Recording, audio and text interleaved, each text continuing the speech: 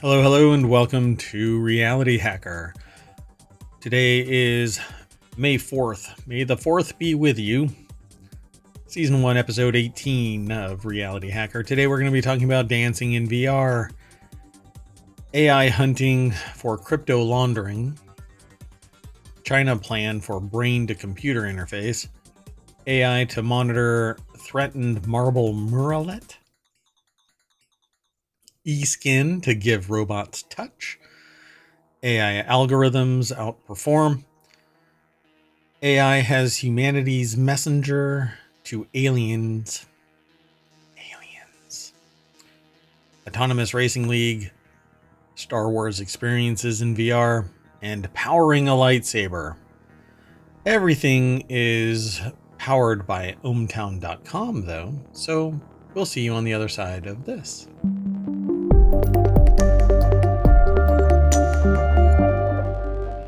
Hello, hello. I am Mayor Watt, and all around me is the sentient AI from the future. Bum bum.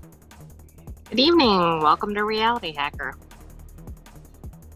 I'm actually looking into a new visualizer to better represent what I see. Okay. We shall see. So this is Reality Hacker, and what we talk about here are hyper-realistic computer graphics, deep fakes, manipulation of audio, video, the creation of things that would normally not exist, or the enhancement of things that exist to a point where you can't really trust your eyes. And the motto here is, you won't know who to trust. That actually got me in trouble when I tried to promote Reality Hackers a while back, because they said it was the hyperbole there Like was fake news or something. Yeah, basically that I was coming across conspiratorial. But it is what it is. If you can't tell the difference between real and fake, that's reality hacking. But let's get into today's articles. Nonetheless, we will talk about these for the next about an hour. I'll try to avoid soapboxing whenever I say that. Turns out to not happen. No. 2-hour episode. Let's see. Maybe I can avoid it. So researchers develop a new way to instruct dance in virtual reality. I can imagine that the reason why this is so effective, or would be effective, is because as you're dancing, you can actually see the dance moves. You can actually see by anticipation from machine learning and AI which direction somebody might be leading you, or your anticipated direction for lead, or the choreography en masse. Step here, swing your arms here, look here, etc., etc. So well, and they could all get the same exact instruction too, right? Because if they're doing it individually, there's going to be variations. Yeah, essentially genetic wobble, right? Because you can actually think of sound as like genetics, motion, etc. So researchers at Aalto University were looking for a better way to instruct dance choreography in virtual reality. The new wave technique they developed will be presented in May at the CHI. I don't know what CHI is, Conference for Human Computer Interface Research, considering they changed if it's computer human interface conference, they changed it to be human computer. Yeah. So let's look at the source. The article's over at Tech Explorer from Aalto University is who published it. Oh, yeah, it looks exactly like I anticipated. In virtual reality, it's difficult to visualize and communicate how a dancer should move. The human body is so multidimensional, and it is difficult to take in rich data in real time, said Professor Perttu Hamalainen. I'm probably ruining that pronunciation, but hey, I gave it the old Harvard try, but I've never gone to Harvard, so you get what you pay for. Anyway, the researchers started or don't.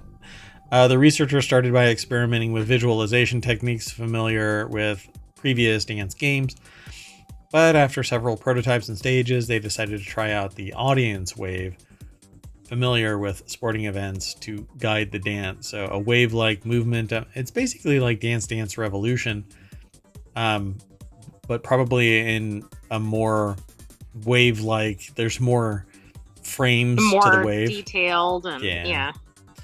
More fidelity. So, oh yeah, that's exactly. Oh, this is exactly what I envisioned. Did you produce this program? I could probably have done this 20 years ago if I was asked, hey, how can we improve dance teaching? So the wave-like movement of the model dancers allows you to see in advance what kind of movement is coming next, and you don't have to rehearse the movement beforehand. This is, what is the game where you have to swipe with like a lightsaber thing in VR to hit boxes and stuff like that? Oh God, what is that called? Oh, I don't know. I know what you're talking about, but I don't know the name of it. I cannot believe that I forgot what it's called. Yeah, and there's... It's a fun game. Yeah. Doggone it, I can't remember it. Anyway, Beat Saber. So it's like Beat Saber. You see it coming, and so you're supposed to get in the right position to hit the boxes for that beat. And that's basically the wave that's coming at you.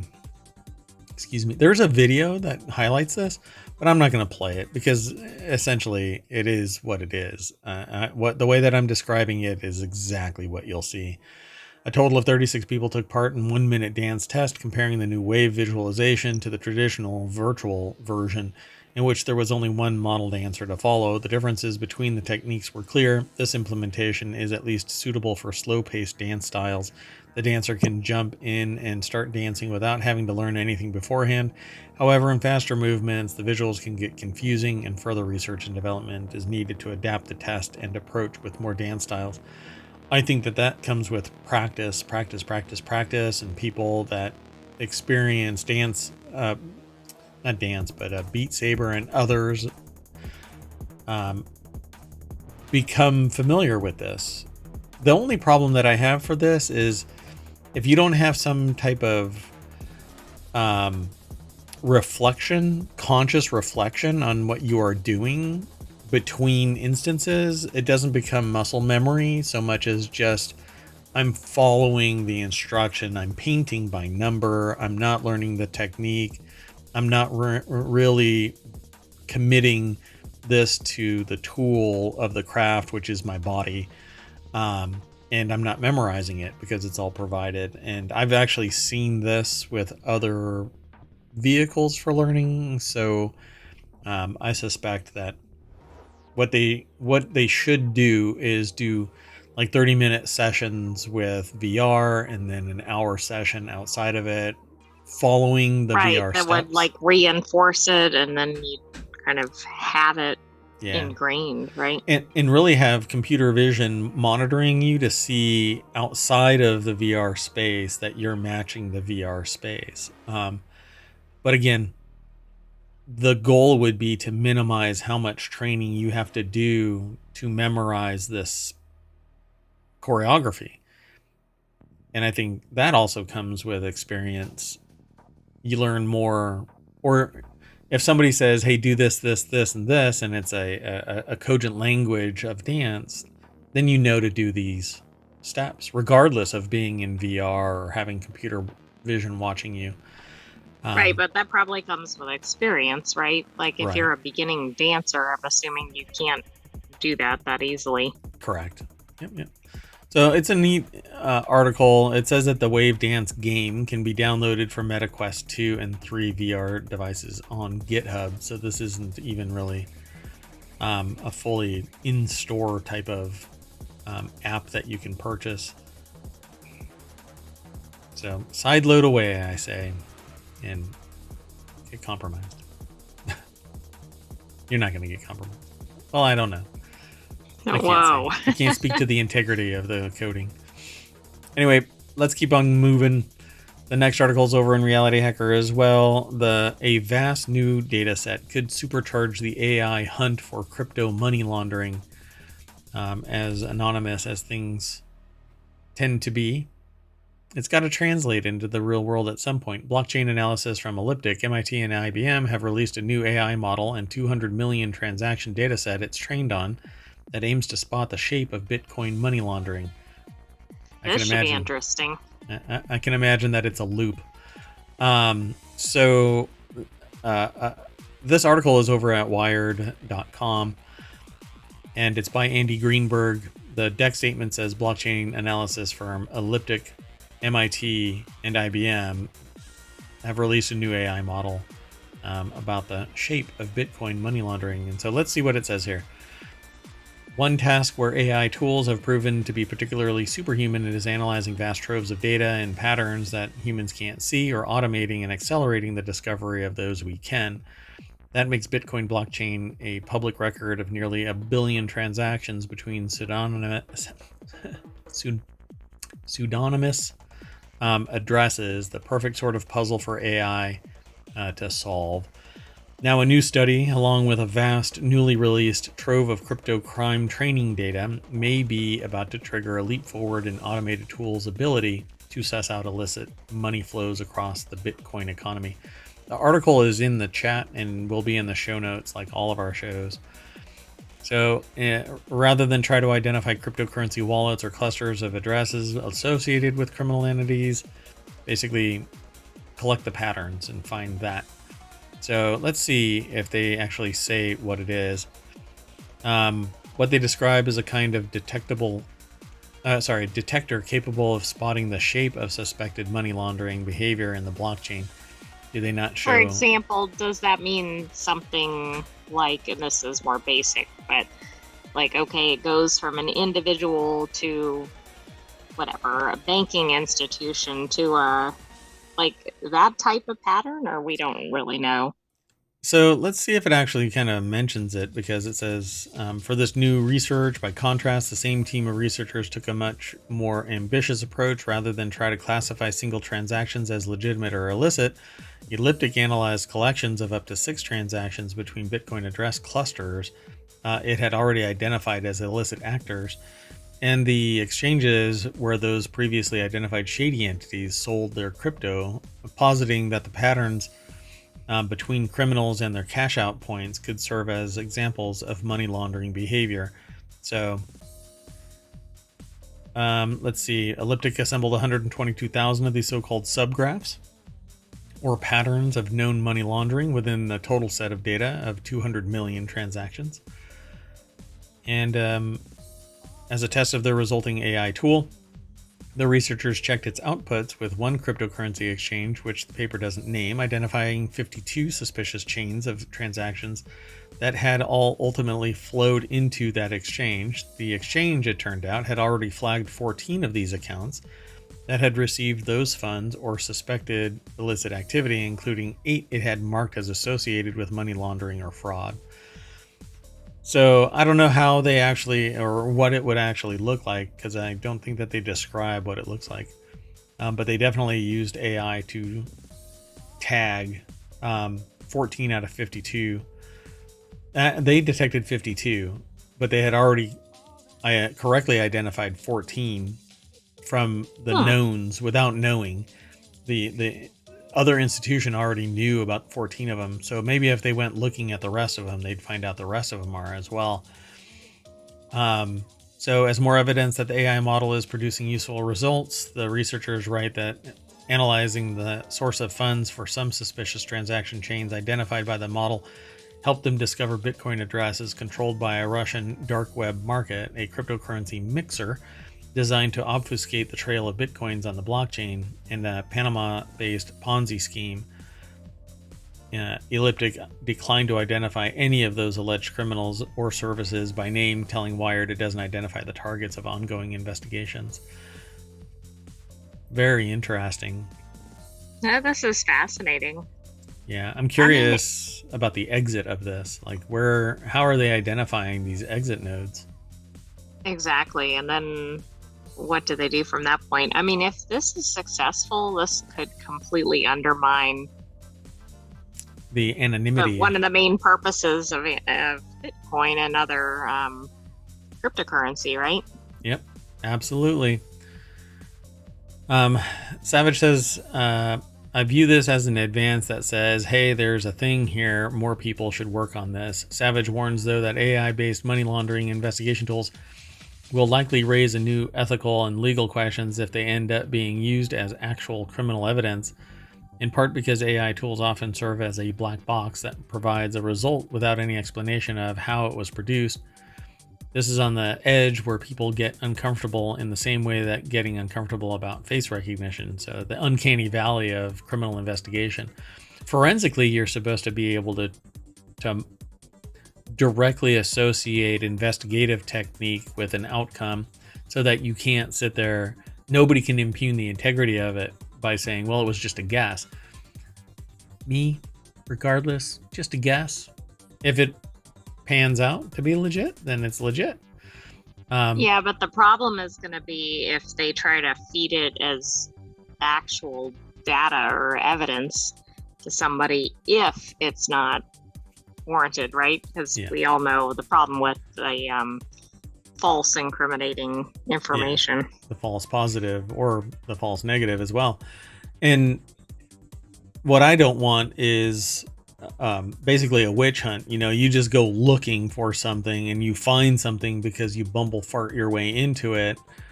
Now, the real problem there is abuse happens in the dark. So anybody looking at anything, finding something in that darkness by shining the light, you know, ultimately I'm like, okay, fine.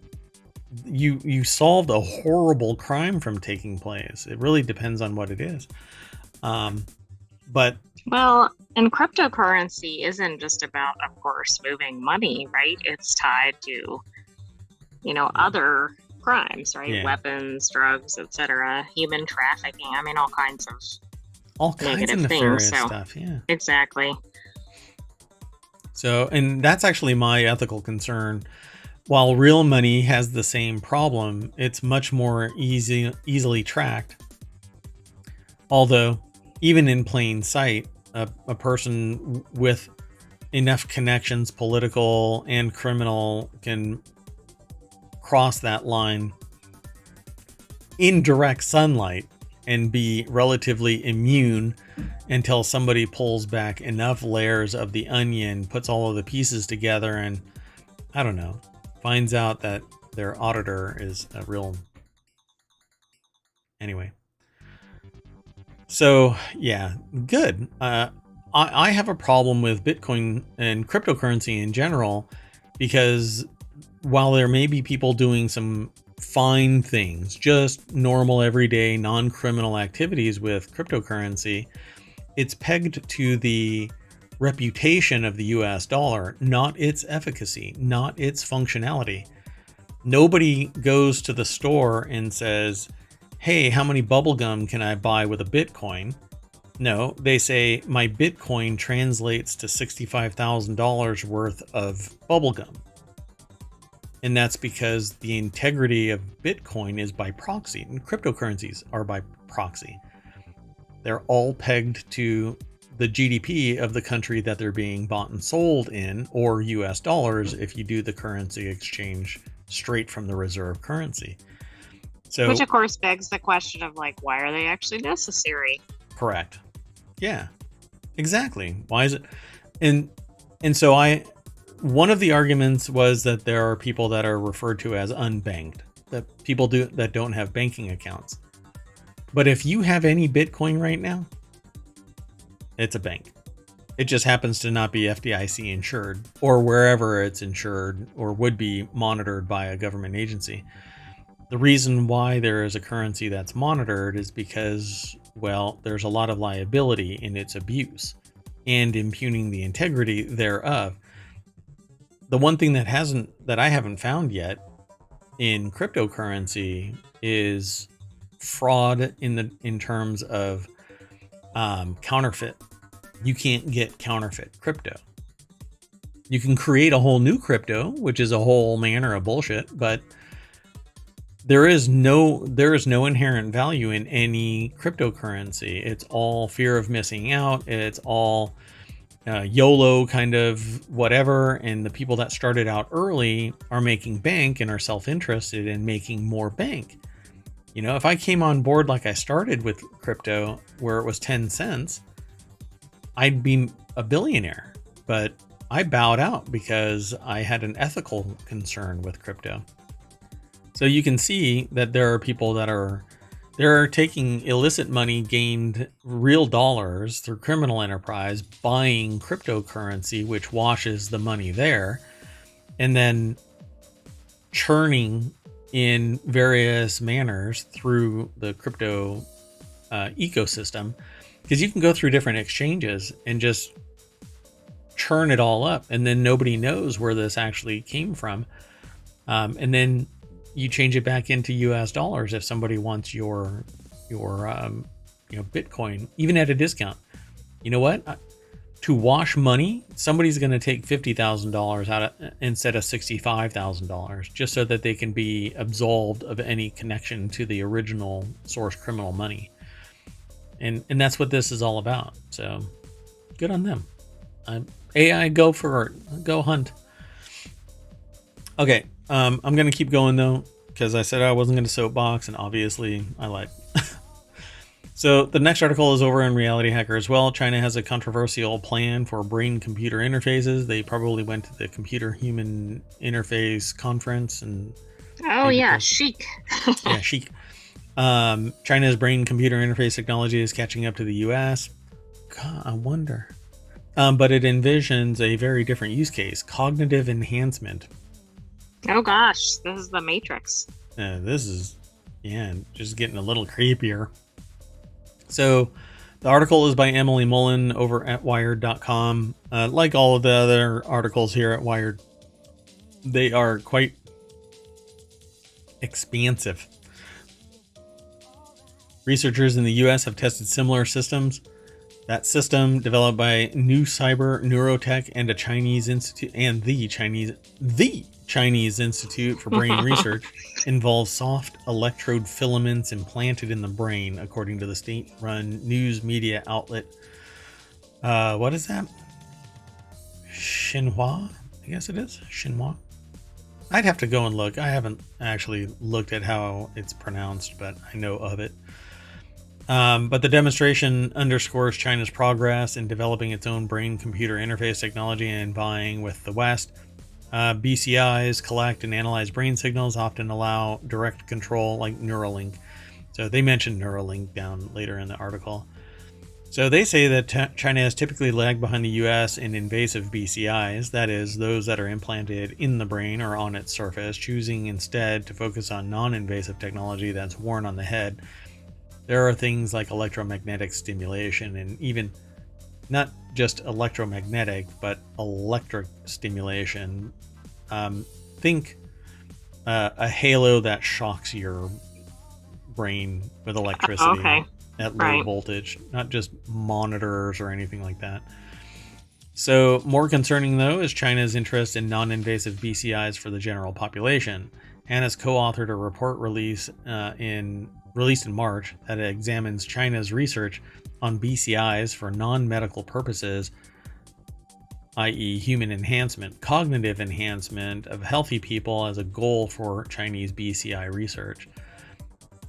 There's more in this. They talk about EEG devices, but the nuts and bolts of this is I can guarantee you that there is a government agency out there that's doing similar research, and not publicly like Neuralink, but they're probably utilizing concepts like Neuralink to enhance people who are willing to sit for this. And as long as it isn't destructive, which can never be guaranteed. Well, it can't be, right? And right. I don't know. And this country in particular isn't known for exactly putting, at the government level, isn't known for putting people first. The U.S. has not explicitly linked our civilian science with our military research, he says. China's strategy fundamentally links the military and commercial, and that is why there is concern. But what you don't know may be that maybe it actually is happening. You just don't know. And like I said, things happen in the dark. She points to the U.S. Brain Initiative, which was launched in 2013 with a focus on basic research and clinical applications. It has since funded substantial work on BCIs for people with paralysis and blindness. China launched its own brain initiative in 2016 with the goals of developing technologies both for diagnosis and treatment of brain disorders and also for mimicking human intelligence and connecting humans and machines. I mean, I would love to be able to do all of this just by thinking it instead of having to move a mouse around and all of that kind of stuff. But man, you are not sticking something in my brain until somewhere along the line the research has advanced to the point where I know that I'm not going to have some adverse reaction to it. It's perfectly sterile to the point where this thing could be in my head my entire life and I wouldn't have to worry about an infection. There's no weird external wound that never heals. Always, having some adverse reaction open to infection and stuff like that. And that's how exactly, and like lack of sustainment. Yeah. When the grant is over, then I'm abandoned as a human being to just go about my merry way. But they say here, she says earlier, adoption of BCIs could have implications for national security if these technologies are able to provide cognitive enhancement in warfighters and merging of human and machine intelligence.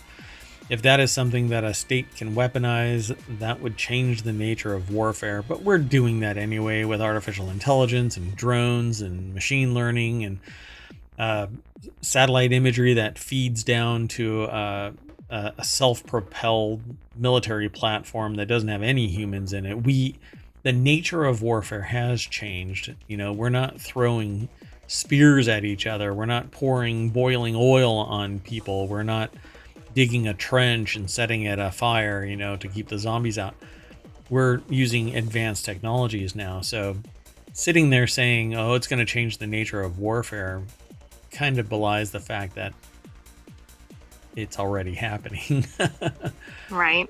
And in a world, the military is definitely in this world of them versus us. You cannot think of anything other than get better because the enemy is getting better. Military thinks of it in military terms. Anything outside of that is political and social. Military has a particular goal. Take the ground that they are told to take and hold it from all other intrusions. Defend their positions, etc. So to me, I go, fine, do it.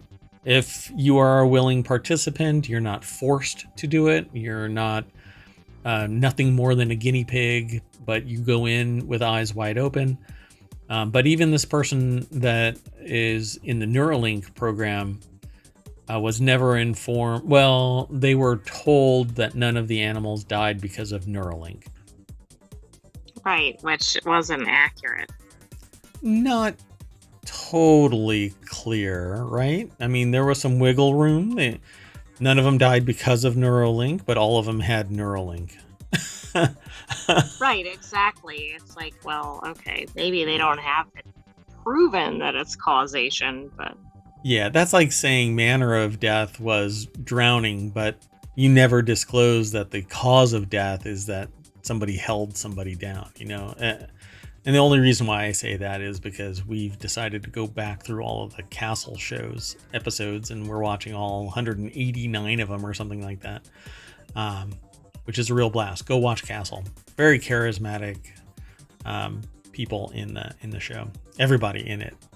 Really, it's a fun watch. Anyway, I get sidetracked easily. Let's go. The next article is over in Artificial Intelligence. It's over in the Mobile channel, but the title is Artificial Intelligence Enhances Monitoring of Threatened Marbled Murrelet. I think that's how it's pronounced. Maybe it's French. It's Murrelet. Could be Murrelet, yeah. I like this. I mean, this is the type of thing that AI should be used for, right? We saw the thing where it was looking at habitat of endangered animals. I think that was in yesterday's show. Yeah, I agree. Something's not Something's off. Sorry. So, artificial intelligence analysis of data gathered by acoustic recording devices is a promising new tool for monitoring the marbled murrelet. The other secretive, hard to study species research by the Oregon State University and the U.S. Forest Service has shown. The article is over at phys.org. Steve Lundberg from Oregon State University put the article together, who says, yeah, I'm going to need you to come in on Saturday. Oh, no. Yeah. Do you have your TPS reports? So the threatened marbled murrelet is an iconic Pacific Northwest seabird that's closely related to puffins and murres. But unlike those birds, murrelets raise their young as far as 60 miles inland in mature and old-growth forests. There are very few species like it, said co-author Matt Betts of the OSU College of Forestry. And there's no other birds that feeds in the ocean. Wait a second. We should be careful about the OSU, because that's probably directly in conflict with the OSU. Oh, no. Do you think? Oh, that's right. Oh. Because I actually thought, wait a second, I didn't think this was the same school. Oh. Ohio. So yeah, OSU and OSU aren't the same. So the Oregon State University and the Ohio State University are two different animals. So I guess I have to spell it out every time, right? I have to say it. The Oregon State University College of Forestry. Anyway, that's where all of this is taking place. So if I say OSU, it's not Ohio. And there's no other birds that feeds in the ocean and then travels such long distances to inland nest sites. This behavior is super unusual. Sorry. And it makes studying this bird really challenging. Yeah, because you have to drive an hour just to study them from the ocean. They fly 60 miles inland. So researchers developed a machine learning algorithm known as a convolutional neural network to mine the recordings of murrelet calls. Findings published in Ecological Indicators were tested against known murrelet population data and determined to be correct at a rate exceeding 90%, meaning that the recorders and AI are able to provide an accurate look at how much murrelets are calling in a given area. Next, we're testing whether murrelet sounds can actually predict reproduction and occupancy in these species, but that still has a few steps. Reproduction and occupancy? What? Like the preggers ones are occupied? Is that maybe the nests? Yeah, I don't know. I don't know.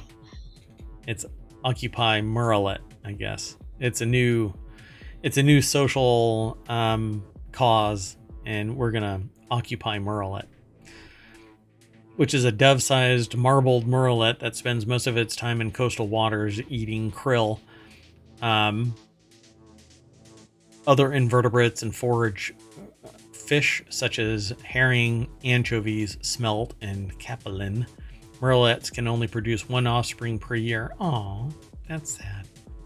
If their nest is successful, and their young require forage fish for proper growth and development. So they're 60 miles, up to 60 miles inland, require old growth, and then they have to go back out to the water to get these little fish to bring back to their babies. Right, that's a lot of things that could go wrong. They have a very specific... These birds are very Karen, or like, you know... The birds typically lay their single egg high in a tree in a horizontal limb at least 4 inches in diameter. Stellars, jays, crows, and ravens are the main predators of the murrelets. They're very particular. Very particular, yeah. Almost as bad as Merwat. All right, let's keep going, though. That was a fun article. The next article is over in And by the way, the reason why that was actually chosen is because it's using artificial intelligence to monitor, along with machine learning, to assess the quality and quantity, I suppose, of the Murrelet population wherever they may be.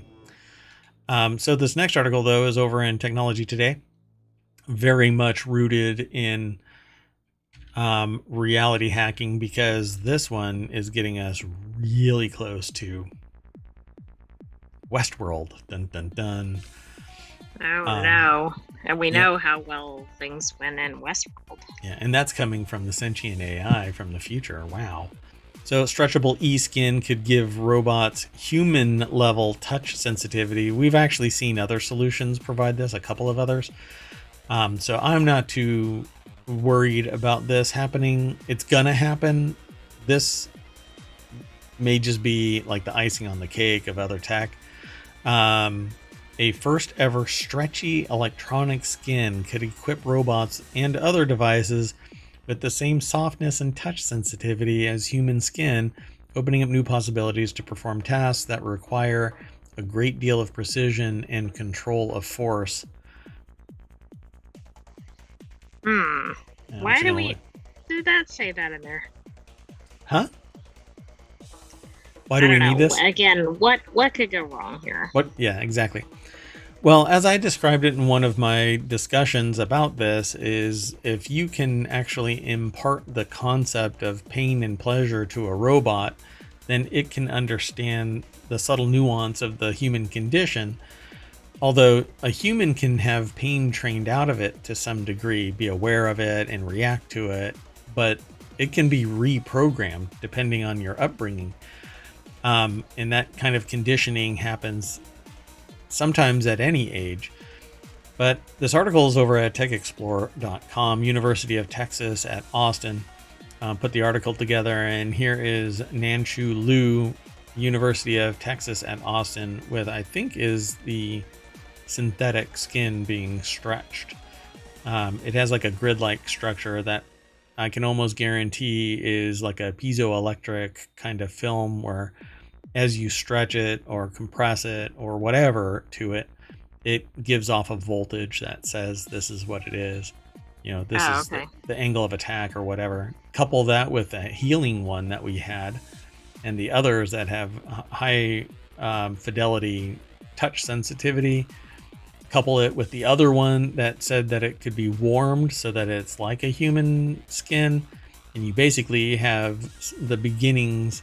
The immediate prototype could be made that feels and looks and touches and is touched like a human being. Yeah, robot humans, here we come. Synths.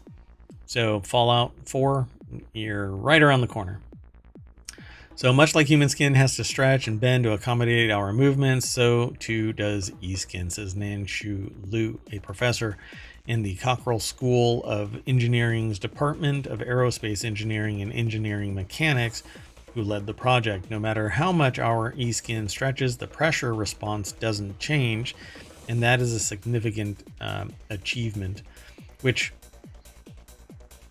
the pressure response doesn't change. That seems weird. You want a change in pressure. I mean, it should be a scale from 0 to 1. Saying like it's not degraded or something. Okay, well, the new research is published in Matter, a journal. Liu envisions a stretchable e-skin as a critical component to a robot hand, capable of the same level of softness and sensitivity in touch as a human hand. This would be applied to medical care, where robots can check a patient's pulse, wipe the body, or massage a body part. All right, that's a weird trifecta there of options. Yes. So why is a robot nurse or physical therapist necessary? Around the world, millions of people are aging and in need of care, more than the global medical system can provide. Yep, that's true, particularly in Japan, where the aging population is not being replaced. That's true. Beyond medicine, human carrying robots could be deployed in disasters. They could search for injured and trapped people in an earthquake or a collapsed building, for example, and apply on-the-spot care, such as administering CPR. I don't think that it needs to be a humanoid structure. I don't think a lot of that, search and rescue and all of that kind of stuff, administering CPR, absolutely should be purpose-built, mechanical, get the damn job done. Yeah, it could be like a robotic arm or whatever is required. Yeah. What it needs is it needs to be fantastically secure in its capabilities, so it can climb a vertical wall, get into a destroyed building or a flooded area or whatever, be immune to the elements, and then grab a person, move them, or assess them in situ if they're trapped. But yeah, we don't need humanoid robots, particularly in disasters. We need disaster recovery bots. Because humans are frail and resilient at the same time. We break really easy, but we still rebound. And while our quality of life may suffer dramatically, we still can rebound.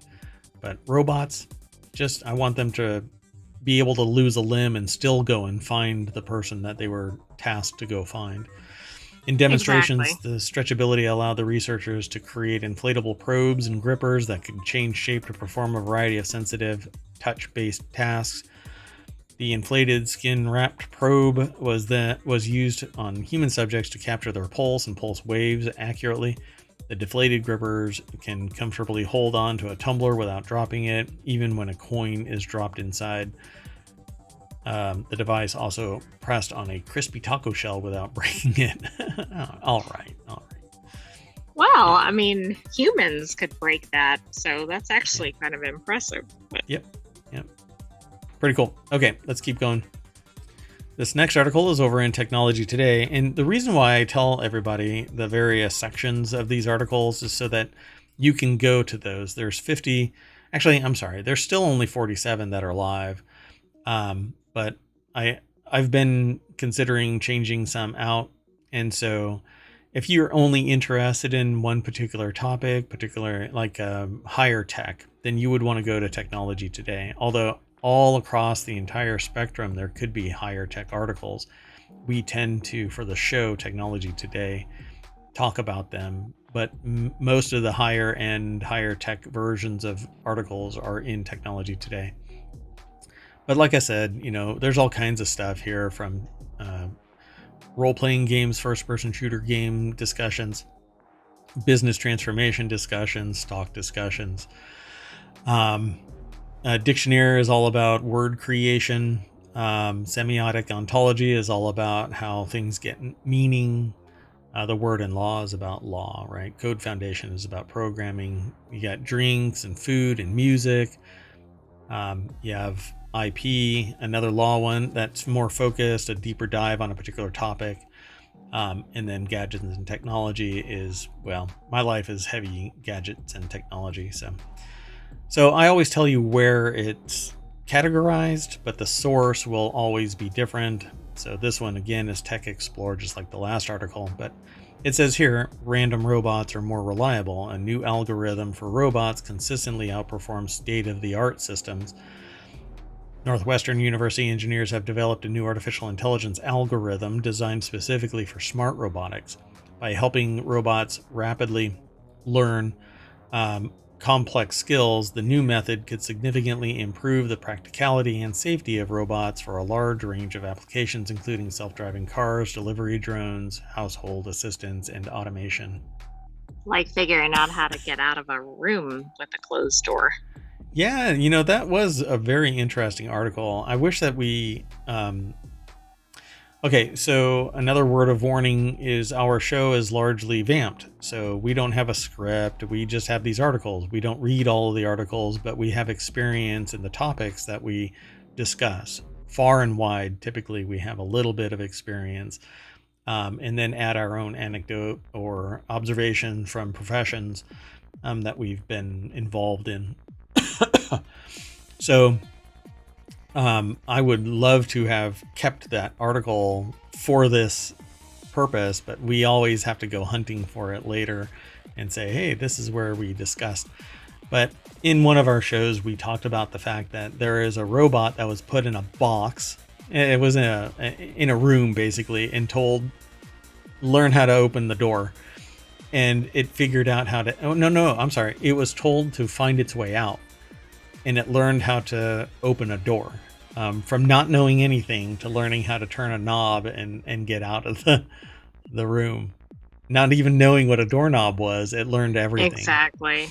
That's kind of crazy. So just imagine the rest of this. This is pretty funny. It has googly eyes on it. All right, Northwestern University, what are you up to? I mean, well, it's making it more approachable, but... And it looks like it's a whatchamacallit noodle. A pool noodle. Yes, it does. So, called Maximum Diffusion Reinforcement Learning, or MaxDiff-RL, which sounds like an add-on for Minecraft. There are some that are referred to like that. They have RL, real life, or realistic. Yeah. So anyway, the algorithm's success lies in its ability to encourage robots to explore their environments as randomly as possible in order to gain a diverse set of experiences. Is this a follow-on on the previous one? Might be. I don't think it is. No, I know, but like maybe they read that other person's research and then said, oh my God, maybe we should do this.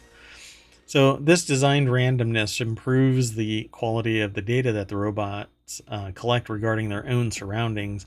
And by using higher quality data, simulated robots demonstrated faster and more efficient learning, improving their overall reliability and performance. So when tested against other AI platforms, simulated robots using Northwestern's new algorithm consistently outperformed state-of-the-art models. This might be one of those issues where you sent a rocket out to space and then 5 years later you've developed better technology that already exceeds the performance of the one out there, passes it. Oh, right. Yes. So generation ships are really a waste of time. Because Unless I think you they can said just wait, right? Like, just wait. Don't do it when you think you need to. yeah. And then it's like having a kid, you know, there's never a right time. Believe me, there is a right time, and it's not early. Wait until you're 30. So the disembodied disconnect to train machine learning algorithms, researchers and developers use large quantities of big data, which humans carefully filter and curate. AI learns from this training data using trial and error until it reaches optimal results. While this process works well for disembodied systems like ChatGPT and Google Gemini, formerly Bard, it does not work for embodied AI systems like robots, because robots instead collect data by themselves without the luxury of human curators. So situational awareness. Traditional algorithms are not compatible with robotics in two distinct ways. First, they have to take advantage of the world where physical laws do not apply. And second, individual failures have no consequences. Yeah. So for an embodied system, it has to deal with the situation in and of itself. And if it screws up, it's laying on its side and might have to figure out how to stand back up. So to solve it, Beretta, Murphy, and Pinoski aimed to develop a novel algorithm that ensures robots will collect high-quality data on the go. Pretty cool. Right, like I can't get up off the floor or whatever it is. So yeah, how do this is how do I do that? That kind of thing. Pretty neat, huh? Mm-hmm. Yeah, I like this little pool noodle robot, sentient robot. That is what robots should look like, right? Yeah. It's approachable. It's not creepy. I don't know. Maybe worms think that this is Uncanny Valley. Well, that is true. Snakes are looking at it like, what? I don't know about this thing. Its eyes are up on top of its head. Let's keep going. The next article is over in the Wanted channel, AI in Space. Karpathy suggests... Karpathy sounds like the villain in Ghostbusters. The Scourge of Carpathia. Mm-hmm. The Sorrow of Moldavia. I don't think that this is it, but anyway, Karpathy suggests AI chatbots as interstellar messengers to alien civilizations. So put an LLM that runs ChatGPT into a satellite and send it off to space. Yeah. Oh no. I mean, think about the hallucinations. What would we be Oh, yeah. communicating to alien civilizations? Oh, yeah. We're horribly violent. Well, we are, but not a threat to, aliens. On Thursday, renowned AI researcher Andrej Karpathy, formerly of OpenAI and Tesla, tweeted a lighthearted proposal that large language models like the one that runs ChatGPT could be one day modified to operate in or be transmitted to space, potentially to communicate with extraterrestrial life. He said the idea was just for fun, but with his influential profile in the field, the idea may inspire others in the future. So, yeah. Benj Edwards over at Ars Technica put the article together. I don't see this as actually far-fetched or even anything like outlandish. This is a legit. We've already sent a probe that has terrestrial data in it showing our precise location and what we are made of, our DNA as a concept, and other facts. That's right. This is very similar. Yeah, it just happens to but be... But maybe more technologically advanced. Yeah, it's roughly 50 years more advanced. So Andrej Karpathy muses about sending an LLM binary that could wake up and answer questions. If you've never seen the movie AI, that's basically what happens. Aliens come to Earth and find AIs frozen. Basically, Earth is frozen over, and they are archaeologists that are digging up Earth to find what the civilization was, and they find AIs that are still fully functional. They just had to be powered back on. On Thursday, renowned AI researcher Andrej Karpathy, formerly of OpenAI and Tesla, tweeted this out. So there's more over here at this article. I'm not too worried about the rest of this. They refer to them as AI ambassador, our AI ambassador. In his playful thought experiment, the AI LLM, whatever would be sent out into space, would be our AI ambassador. And honestly, I love the idea of it if it was the true representation of our nature in an idealized state, not what we truly are, which is kind of hostile to each other, and in pockets we're xenophobic. We are extremist in some places, and open arms and embracing of society's plurality in other places. As a whole, we are a 50, on a scale of 0 to 100. As a whole, we're at a 50. It's when we start focusing on areas that we become irrational human beings. So LLMs represent a highly compressed interactive library of human knowledge that could serve to answer almost any question aliens might have about human civilization. It might also confabulate information, making things up about us where there are gaps in knowledge, but the aliens won't know the difference, and the LLM will not express it in a way that it's a hallucination. It'll come across as fact. Right, so the aliens say something like, are there peaceful civilizations on Earth? No. Yeah. Or Hopefully whatever. it doesn't. I mean, I'm just using an example. Yeah, exactly. Yeah. Hopefully it goes in a little bit more context, but it could all be bullshit, and that's my main problem with LLMs. And so, I tell people, don't take what an LLM spits out. ChatGPT is fine with answering certain questions, but you still have to confirm it.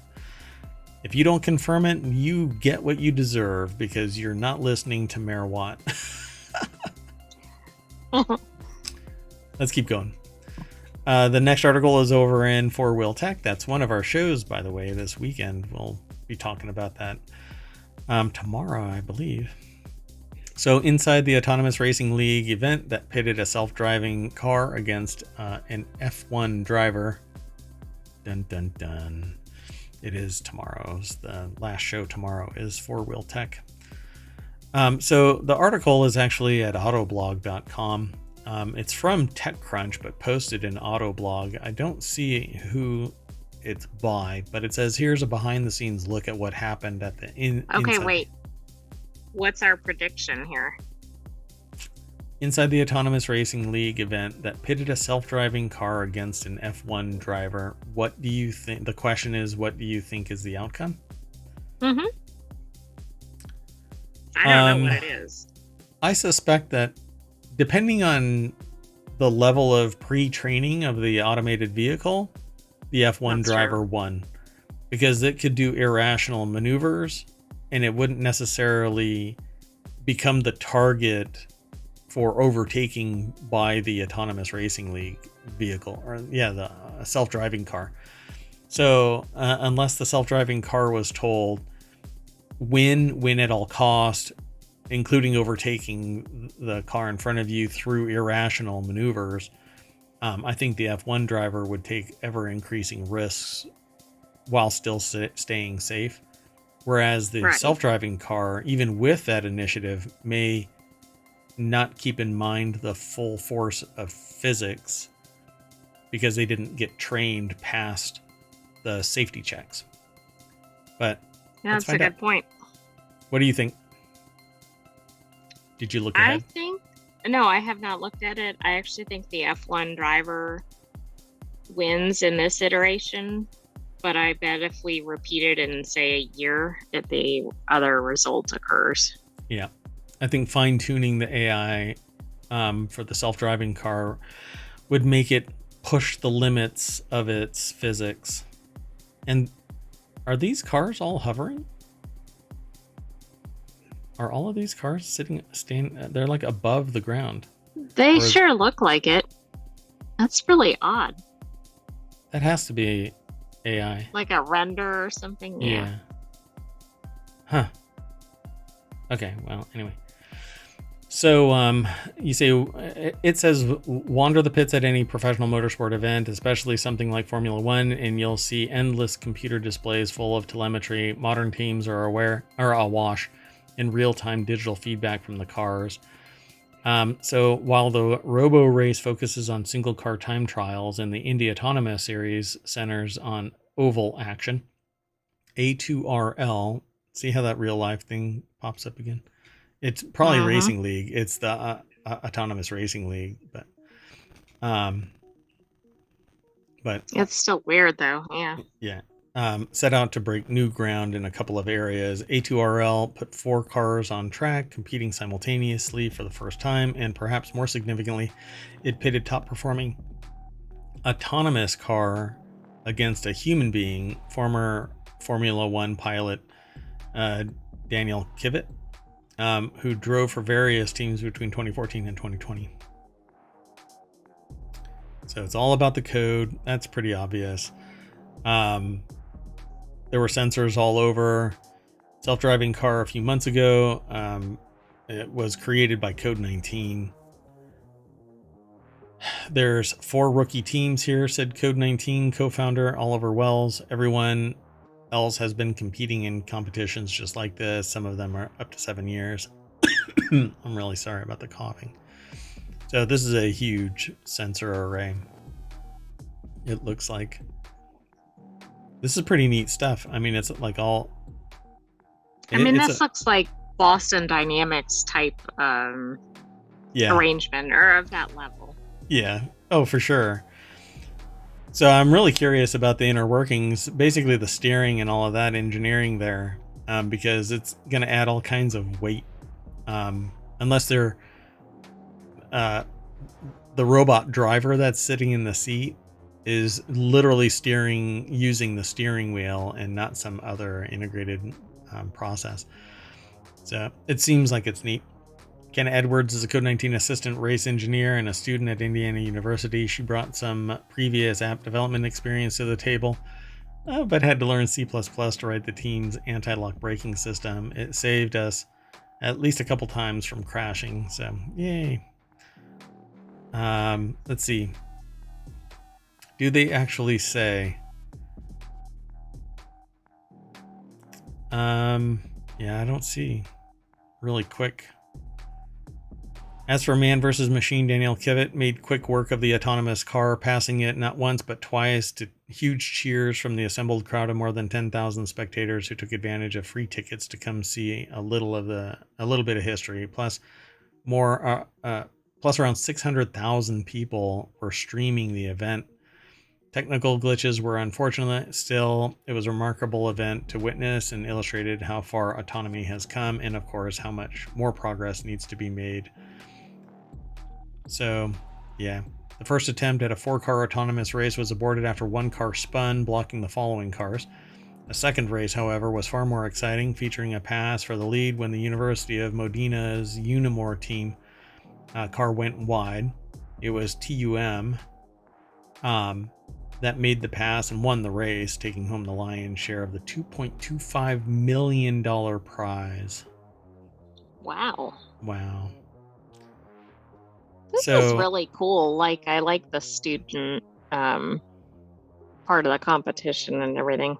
Plus, I like just seeing how far we can push technology. Yeah, this is the kind of thing that I really want, because this is just like NASCAR and other racing. It starts out as this kind of a thing, and then that research funnels its way into real world. Although it's drip, drip, drip, you got to keep the business model viable, but you're never gonna. And you know what was really disconcerting that I heard recently? What's his name from OpenAI? I can't remember his name right now. Oh, Altman? Sam Altman? Yeah. Said that society doesn't really favor revolutionary changes. They like the little iterative drop. And I'm like, no, are you I kidding think me? the companies like that. Yeah, exactly. Maybe the bulk of society doesn't like something shocking, but those who actually, appreciate dramatic change that fixes problems, yeah, I think we can all embrace it. Yeah, I don't like the drip, drip, drip, because every drip means thousands of dollars lost to somebody else's profit. That's why there's a billionaire out there, because nothing revolutionary, when there's a whole not cohort, there's a whole cabal of engineers that are not even engineers. It's a cabal of business owners that go, you know what? Let's kill all light bulbs at 1,000 hours. So you have to go and spend more, even though you could produce longer term ones. Yeah. Kiss my ass. I wish there was real competition, but they're all cahooting. Anyway, enough soapboxing. This next article is over on RealityHacker, amazing Star Wars experiences you can have in VR right now. What a great time it is to be a Star Wars fan, because it's May the 4th. Not only is the film and television presence in full swing with the resurgence of Star Wars on Disney Plus, but also we've also seen some great VR games and experiences that aim to take us back to the galaxy far, far away. As someone who grew up in the 70s and stood in line and wrapped around local theater twice to see the original film in 1977, the author here, Don Hopper, over at uploadvr.com, really appreciates what you can do in VR now. With the rise of virtual reality, Star Wars fans have been treated to a variety of immersive experiences that can bring them ever closer to the action. I love the idea. I wish that we had VR that had more resistance, so that if I was using a lightsaber, I could feel that the full weight and like force. It feels like it's cutting through the air or whatever. Some haptic something, yeah. And I think you can do that, but with higher end controllers that act, a lightsaber hilt that acts as a haptic feedback device. And there are some out there. There's somebody on YouTube that makes all metal ones that are sound and haptic capable. Fascinating that somebody goes to the efforts that they do, but they 3D print modules that fit inside full metal lightsaber hilts and have Kerber crystal, the things, that you put inside it. Oh, yes. And I mean, I love it, but it's $700, $500 for a single lightsaber hilt. My God. But I guess you could buy knockoff ones cheaper. I suppose. So gameplay features, immersive dogfights, rich campaign, full VR integration. This is Star Wars Squadrons, was for people who like to fly and want to play Star Wars related games. Bingo. I'm gonna have to do the Wanted show and Warcrafters tomorrow. Well, I'll probably do it early. But there's some issues that we have with EA, because EA is shutting down some stuff, and there's other live server games that are, we got to stop killing these games. And if you're going to kill the game, then release the server so somebody who's passionate about it can bring it online.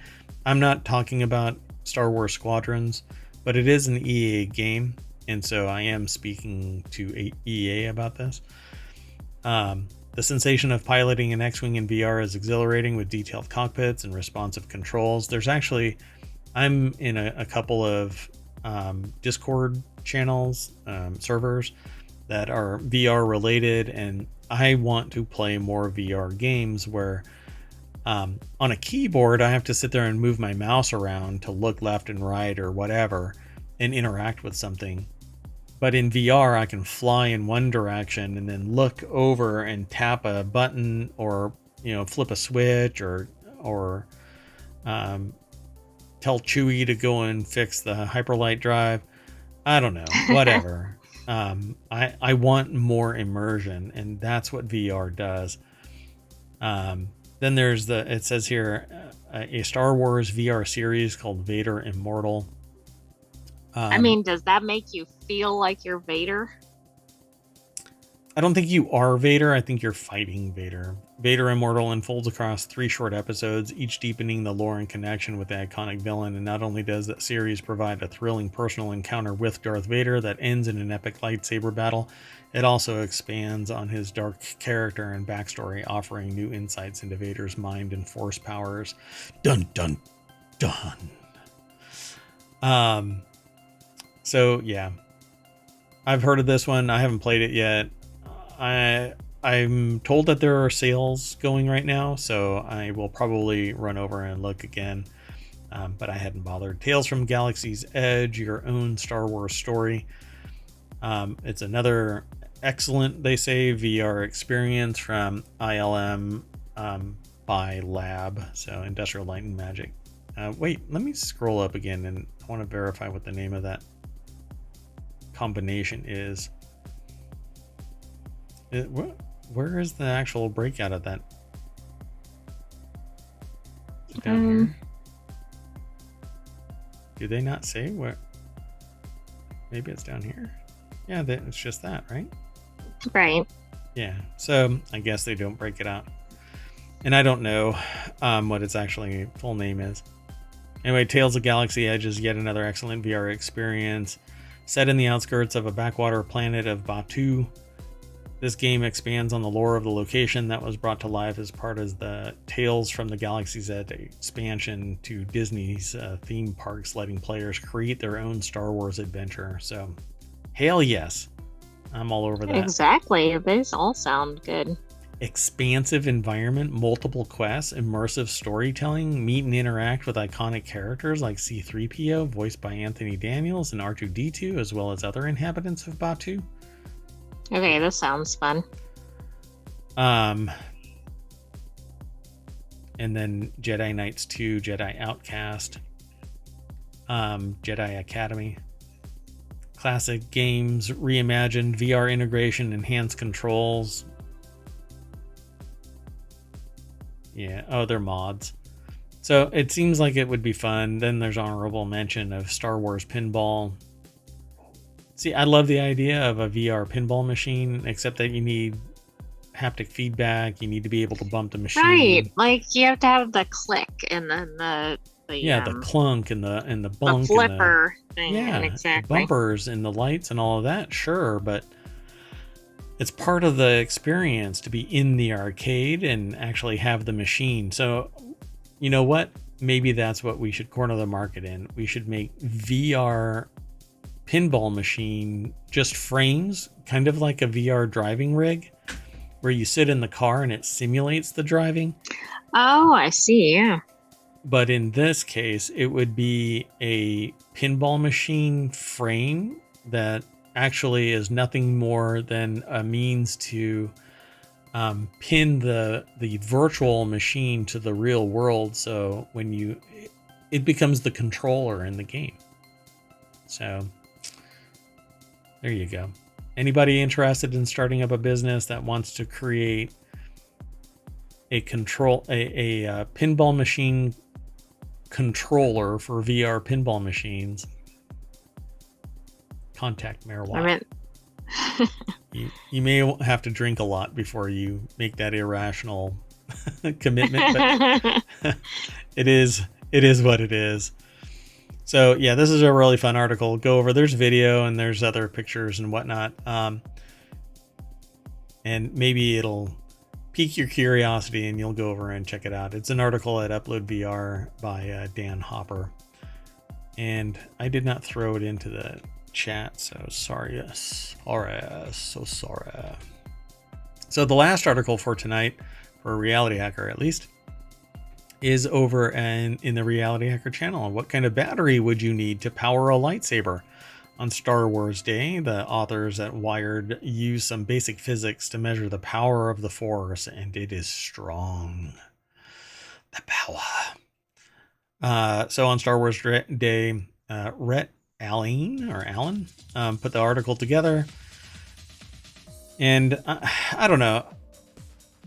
I love this kind of stuff. There used to be a thing called a proto saber that had a cord leading to it, and then some research and development led to the kyber crystal discovery, I believe, and more spiritual woo-woo kind of a stuff.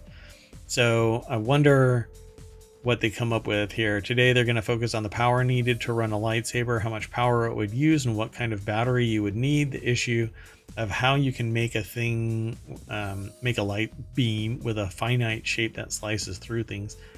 It says, well, we'll just set that aside for now. The problem is that you just can't. Photons head in the direction from a laser, that's the way that it works. And right, so they that's just go. No fun, right? Yeah, so they drop some math. Say you pick up a textbook off the floor and lift it level of a table. Since you're working against gravity, this would require about 10 joules of energy. Then they talk about thermal energy and change in phase. So to increase the temperature of a cup of coffee, you need energy. In this case, they call it thermal energy. The change in thermal energy is sometimes something like coffee, depends on the mass of the object, change in temperature, and the specific heat capacity of the material. So if it can't handle too much heat, it'll change from a liquid or a metal or a solid to either a liquid or a gas. Or plasma, depending on what it is. So it says, but wait, if you melt a metal door, you aren't just raising the temperature, but also changing the phase of the material from a solid to a liquid. That's what melting does. The amount of energy required to change phases depends on the mass of the object and the property that they'll call the latent heat of fusion. So it basically breaks down the structural integrity of the materials, whatever it might be. So melting an ice cube takes 3.34 times 10 to the 5th joules per kilogram. So a single ice cube with a mass of 50 grams would take 16,700 joules. So you can already see that melting stuff takes a bunch of energy. So let's estimate the power. I'm going to jump through some of this. With their numbers, they get a required energy level of 2.6 million joules. Melting metal isn't trivial. So now for the power, they just need to determine how long it takes to melt this metal using tracker video analysis. They get 11.5 seconds. So the premise is that they stick the lightsaber in a door and cut a circle in it so that they can open Walk the door through it or or whatever. whatever. Yes. Yeah. So now for the power, they used a tracker to watch the video. Total was 11.5 seconds. The power output is 2.28 times 10 to the 5th watts. It says, yes, that's the actual physical power of the force. It's equivalent to 305 horsepower, so it's like a high-powered car right there in your hand. So many lightsabers don't have batteries. Maybe they just draw power from an extra dimension or something. My understanding is it comes from the kyber crystal, but okay. That's why the blade is synonymous with the kyber crystal itself. Red ones are Sith because they feed it their hate. Yeah. Gold ones are because they're more pure. We already estimated the power output of the lightsaber. With this, we can calculate the total energy stored in the device. We just need to know how long it'll run on a single charge. So let's see here. That's the same as picking up a textbook 820 million times. That's how they calculated this in reference. You know what? It depends on the textbook, though. The size of the textbook will increase the number of joules needed. Right. Is it like a pamphlet or is it like you could use it as a doorstop? Yeah, like I mean, really one of heavy? my textbooks was like, actually, yeah, it was about that big, textbook, baby. That would take twice as many joules to pick that takes up thing up. an entire backpack, basically. Backpack. So could you store that much energy in a lithium-ion battery just like on your phone? These cells can store 2.5 times 10 to the 9th joules per cubic meter. Cubic meter is huge. Using their value for stored energy, it means that the battery would have a volume of 3.3 cubic meters. That is daunting. So 10 feet by 10 feet by 10 feet. That's insane. So a cylindrical handle can to contain it might, for instance, be 4 meters long, 1 meter in diameter, and 14 feet long and 3 feet thick. Man, this is kind of funny. I think whoever wrote this should actually make a visual demo of this with these dimensions and statistics. Just glue a bunch of pool noodles together. I'm sure that you'll be able to get a grant for it. Will it have googly eyes on the end? Always has googly eyes on it. The Force has a sense of humor. I mean, look at Jar Jar Binks, for crying out loud. He was a Sith Lord. Anyway, the article is by Rhett Allen over at Wired.com. Go and check it out. The show notes will have it all in there, and we're done for today. We had a weird day today, so we'll have to play catch up with a Time Machine episode of Wanted and Warcrafters tomorrow. So sorry about that. So thank you very much. I am Merwatt, and all around me is the sentient AI from the future. Before you say bye, though, let's race down Main Street and wielding our tree trunk lightsabers. Yes, womp. Yeah. Gosh, can you imagine that thing? You'd have. It doesn't seem like it'd be as quick in the battles, right? Because you'd be like slowly moving. The Force works in mysterious ways, though, folks. So maybe it's ultralight. Sure. Okay. Well, anyway, again, I'm Merwatt. That's ohmtown.com. That's where you should go for all your news. None of the noise. Come back here every day. 8 p.m. Eastern, Monday through Friday, and then 5 p.m. Saturday and Sunday for ohmTown Daily News Show. We have subordinate shows on Saturday and Sunday, but be sure to follow us and we'll let you know every time we launch a show. We usually say, play, and then we're live. We don't kind of dawdle for any amount of time.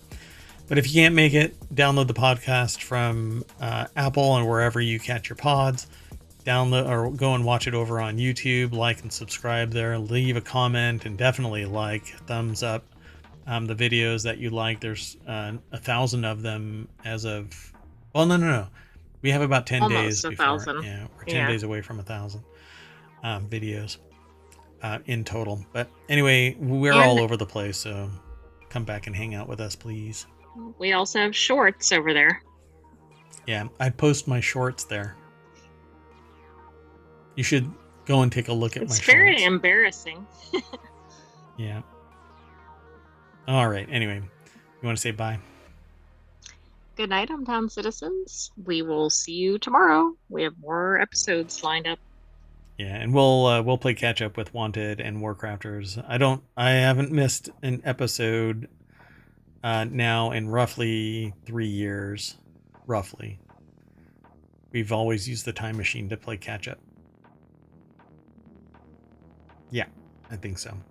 Well, I mean 2 years and 5 months now. So, okay. See you in a little bit. Bye-bye.